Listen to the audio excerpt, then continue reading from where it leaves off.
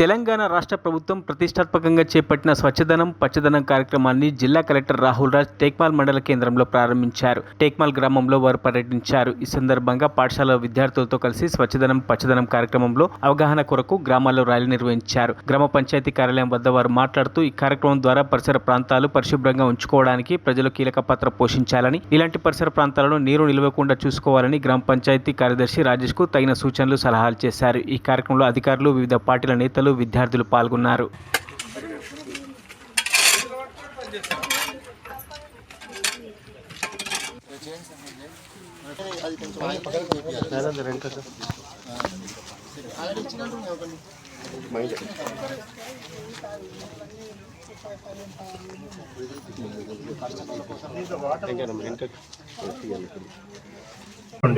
అక్కడనే వదిలేస్తామా?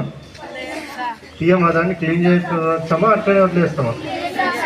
సో ఇప్పుడు మళ్ళీ మీరు చదువుకుంటారు, చేస్తారు, ఏమైనా పెన్సిల్ షార్ప్ చేసుకున్నారు అనుకోండి. సో పెన్సిల్ షార్ప్ చేసుకోవడం, ఏమైనా చిత్తు కాగితాలు ఉన్నాయి, అవన్నీ ఇంట్లోనే పడేస్తామా?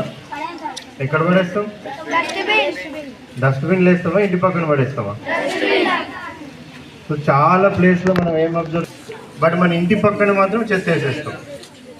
మన పరిసరాలంతా కూడా అపరిశుభ్రంగా పెట్టుకుంటాం. సో దానివల్ల ఏమవుతుంది?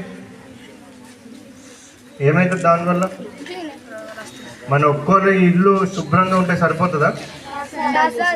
చుట్టుపక్కల ఉండాల్సిన అవసరం ఉండదా? ఇప్పుడు దోమలు ఉంటాయి. దోమలు తెలుసా అందరికి? ఎంతమందిని ఇప్పటి వరకు దోమలు కుట్టలేదు? చేతులు లేపండి. కుట్టని వాళ్ళు, దోమలు కుట్టని వాళ్ళు చేతులు లేపండి. ఎవరు లేరా? ఒక్కరు కూడా లేరా? మాకు ఇప్పటి వరకు దోమలు కుట్టలేదు అనే వాళ్ళు ఒక్కసారి చేతులు లేపండి, చూద్దాం అనుకుంటున్నాను. ఎందుకు మరి? ఎందుకున్నాయి దోమలు? దోమలు రావడానికి మెయిన్ కారణం ఏంటి అనేసి అంటే స్టాగ్నేషన్ వాటర్ స్టాగ్నేషన్ పాయింట్స్ ఉంటే దోమలు వస్తాయి. అంటే ఏంటంటే నీళ్ళు ఎక్కడన్నా ఉన్నాయనుకోండి. సో అప్పుడు ఇప్పుడు కోడిలు ఉన్నాయి ఇంట్లో, ఎవరికైనా కోడిలు ఉన్నాయా?